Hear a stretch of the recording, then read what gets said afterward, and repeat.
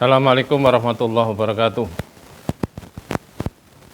Pada kesempatan ini saya berpindah membahas kesadaran pendidikan, yaitu seputar kesadaran pendidikan, melanjutkan dari episode yang kedua dulu. Saya pernah menyampaikan bahwa kunci kemajuan pendidikan Islam ada 3.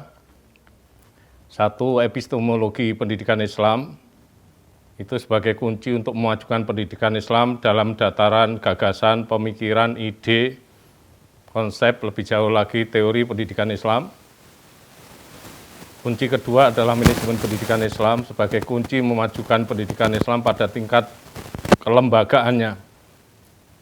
Sedangkan yang ketiga adalah kesadaran pendidikan sebagai kunci memajukan pendidikan Islam pada dataran penguasaan ilmu maupun dalam merombak perilaku peserta didik. Karena itu kesadaran ini juga menjadi sangat penting karena sebagai penentu keberhasilan pendidikan Islam. Tetapi kesadaran pendidikan ini selama ini sering dianaktirikan, tidak mendapat perhatian berbagai pihak, terutama pihak-pihak penentu kebijakan pendidikan Islam. Kesadaran pendidikan membutuhkan dukungan psikologis, dukungan sosiologis, dukungan kultural, dan dukungan ekonomik. Yang pertama, bahwa kesadaran pendidikan itu membutuhkan dukungan psikologis, terutama dalam konteks bahwa seseorang itu untuk bisa mengikuti proses pendidikan, menguasai pendidikan, mendalami suatu keilmuan dalam proses pendidikan itu dibutuhkan semangat yang tinggi, terutama semangat yang berasal dari dalam dirinya sendiri. Apalagi ketika seseorang melakukan kegiatan pendidikan secara otodidak, di mana dukungan psikologis sangat dibutuhkan, terutama dalam konteks proses belajar itu rata-rata berada di luar zona aman. Maksudnya, ketika seseorang hobi melihat sepak bola, apalagi kesebelasan yang bermain adalah kesebelasan kesayangannya, tentu lebih diminati daripada belajar. Untuk bisa belajar dalam waktu yang berbenturan itu, maka harus meninggalkan kesenangannya menonton sepak bola, kemudian berkomitmen untuk tetap meneruskan kegiatan belajarnya. Kedua, bahwa kesadaran pendidikan membutuhkan dukungan sosiologis, setidaknya karena 2 hal. Pertama, bahwa dalam mendalami ilmu pengetahuan maupun merombak perilaku seseorang, itu membutuhkan interaksi dengan orang lain, baik sebagai pribadi maupun dengan kelompok. Sementara yang kedua, bahwa kesadaran pendidikan membutuhkan dukungan sosiologis karena proses pendidikan itu sesungguhnya mengandung misi untuk mewujudkan nilai-nilai sosial. Sebaliknya, proses atau kegiatan-kegiatan sosial itu juga mengandung nilai-nilai pendidikan. Sehingga antara pendidikan dan sosial sesungguhnya ada terjalin hubungan interaktif. Yang ketiga, kesadaran pendidikan membutuhkan dukungan kultural karena budaya dalam lingkungan kehidupan seseorang itu sangat mempengaruhi kecenderungannya dalam mempersepsi pendidikan Islam. Budaya akademik yang kondusif memberikan motivasi dan stimulasi pada seseorang dalam mengenali, memahami, menguasai, dan mendalami ilmu. Sebaliknya, proses pendidikan Islam itu berupaya membangun budaya yang unggul. Yang keempat, bahwa kesadaran pendidikan itu membutuhkan dukungan ekonomi.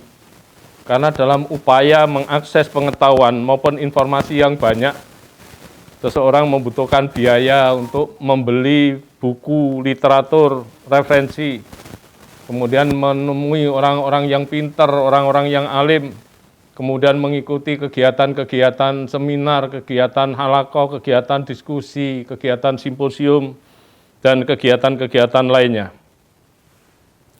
Karena itu, pada dasarnya ada kontribusi dari dimensi-dimensi tersebut terhadap kesadaran pendidikan.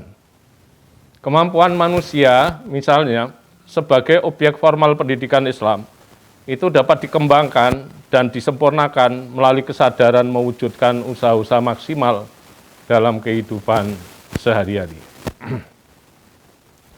Sebenarnya kesadaran pendidikan itu bukan hanya dituntut terjadi pada siswa atau peserta didik saja, tetapi pelaku-pelaku pendidikan, terutama para pendidik, guru, ustadz, dosen, kemudian pimpinan lembaga pendidikan Islam, baik kepala sekolah, kepala madrasah, pimpinan majelis taklim, pimpinan pesantren, pimpinan perguruan tinggi, juga dituntut memiliki kesadaran pendidikan. Para pengguna lulusan pendidikan Islam, masyarakat maupun pemerintah, itu semuanya dituntut memiliki kesadaran pendidikan. Apabila semua pihak ini memiliki kesadaran pendidikan yang tinggi, maka mempermudah dalam merealisasikan kemajuan pendidikan Islam. Saudara sekalian, para pemirsa yang berbahagia, dari sisi alur tahapan pelaksanaan pendidikan, ada kesadaran perencanaan, kesadaran proses, kesadaran mutu, dan kesadaran kompetitif. Kesadaran perencanaan dapat memproyeksikan kegiatan-kegiatan pendidikan ke depan secara rinci, jelas, teratur, dan tersistem, serta terukur. Kesadaran pendidikan ini juga bisa menghubungkan 3 dimensi waktu. Waktu masa lampau, waktu sekarang, dan waktu yang akan datang. Masa lampau mengantarkan masa sekarang ini, dan masa sekarang akan mengantarkan masa depan. Karena itu, dimensi waktu ini sesungguhnya merupakan satu kesatuan. Dan itu sangat penting di dalam melakukan perencanaan. Selanjutnya, kesadaran proses mengingatkan bahwa aktivitas pendidikan dan hasilnya dapat diwujudkan melalui proses pendidikan. Education is by process. Artinya bahwa pendidikan itu melalui proses, tidak ada pendidikan yang instan. Kalau di kalangan pesantren ada cerita-cerita seorang santri kemudian tidak mau belajar, hanya berupaya nyegat Nabi Khidir supaya dapat ilmu laduni tanpa belajar. Nah, itu sesungguhnya merupakan cerita-cerita yang tidak mendidik, karena itu menyebabkan kemalasan belajar. Sementara kita dituntut, para peserta didik dituntut, para guru dituntut, para pendidik dituntut untuk semakin rajin belajar, semakin memperkokoh keilmuannya. Kemudian kesadaran mutu berusaha menginsapkan bahwa semua usaha dan strategi pendidikan Islam itu untuk mencapai mutu pendidikan Islam. Pendidikan Islam yang bermutu tentu memiliki kontribusi yang besar terhadap keberhasilan lembaga pendidikan Islam, keberhasilan para siswanya, keberhasilan para alumninya dalam menggapai segala hal yang terkait dengan persyaratan-persyaratan SDM yang dimiliki itu. Kemudian berikutnya adalah kesadaran kompetitif, mengingatkan bahwa lulusan lembaga pendidikan Islam pasti menghadapi kompetisi, baik kompetisi langsung maupun kompetisi tidak langsung, baik kompetisi formal maupun kompetisi non-formal, baik kompetisi tingkat lokal, tingkat nasional, tingkat regional, maupun mungkin juga tingkat internasional. Apalagi dalam era globalisasi ini, kompetisi sengaja diciptakan, sehingga bagi orang yang tidak memiliki kesiapan, ini menjadi momok tertentu. Bagi lembaga pendidikan Islam yang tidak memiliki kesiapan juga menjadi momok tertentu. Mereka takut karena harus menghadapi, bahkan mengalami kompetisi itu sendiri. Karena itu melalui kesadaran kompetitif itu diharapkan bisa didesain untuk menghasilkan para peserta didik, para alumni lembaga pendidikan Islam yang memiliki kemampuan-kemampuan kompetitif, bersaing dengan siapapun, tentu dalam ukuran-ukuran sesuai dengan tingkat pendidikan mereka. Kemudian dari sisi sasaran bimbingan pendidikan Islam, ada kesadaran keimanan dan ketakwaan, yang kedua kesadaran intelektual, yang ketiga kesadaran amal, yang keempat kesadaran keterampilan, yang kelima kesadaran akhlak atau kesadaran moral, dan yang keenam adalah kesadaran integralistik. Yang pertama yaitu kesadaran keimanan dan ketakwaan, apalagi bagi para pelaku pendidikan Islam, apalagi hidup di Indonesia ini, tentu kesadaran keimanan dan ketakwaan itu menjadi satu persyaratan yang harus dipenuhi. Dan ini masuk di dalam tujuan pendidikan nasional. Dalam Undang-Undang Sistem Pendidikan Nasional disebutkan itu untuk membentuk manusia yang beriman dan bertakwa. Ini penting sekali. Apalagi ketika kita memperhatikan analisis Pak Buya Hamka. Beliau itu memiliki analisis yang menarik sekali. Jadi Pancasila itu ibarat angka 10.000. Angka 10.000. Jadi kalau angka 10.000 itu diambil satu angka dari belakang masih 1.000. Kalau diambil dua angka dari belakang masih 100. Kalau diambil 3 angka dari belakang masih 10. Kalau diambil 4 angka dari belakang, meskipun sedikit tapi masih hidup, masih 1. Tetapi kalau angka 10.000 itu diambil satu angka saja dari depan, maka jejeran 4 angka itu tidak memiliki makna sama sekali. Artinya analisis Buya Hamka memberikan pemahaman kepada kita bahwa Pancasila itu sila pertama memiliki peran yang paling dominan karena menjiwai sila-sila yang lain. Tetapi sila pertama tidak dijiwai oleh sila yang lain.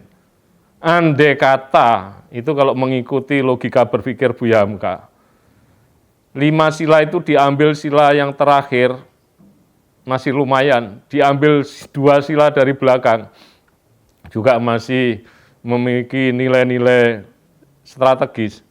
Sampai pada 4 sila pun dari belakang, tinggal ketuhanan yang Maha Esa, itu masih memiliki nilai-nilai yang strategis dalam membentuk kepribadian bangsa Indonesia. Itu kalau kita mengikuti alur berpikir Buya Hamka.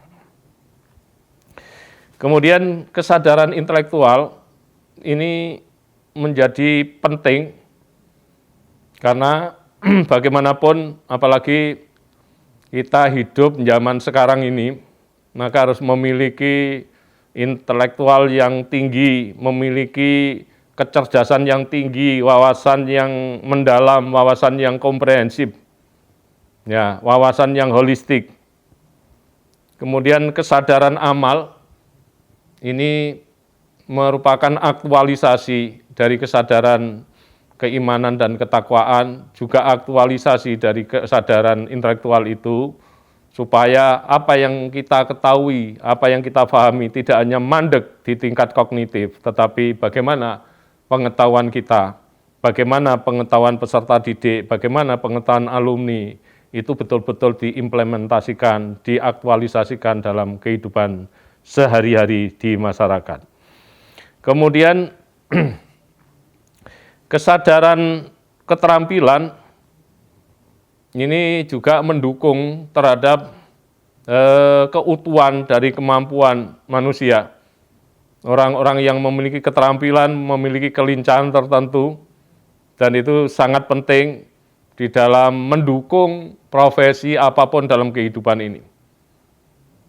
Kemudian kesadaran moral atau akhlak, yaitu penanaman nilai-nilai yang bagus pada diri sendiri dan kepada orang lain, sehingga membentuk suatu tindakan-tindakan reflektif.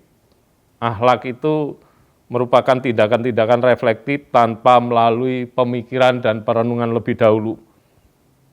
Itu akhlak, dan ini akan menghiasi keimanan, ketakwaan, intelektual, amal, keterampilan tadi, dan yang terakhir adalah kesadaran integralistik.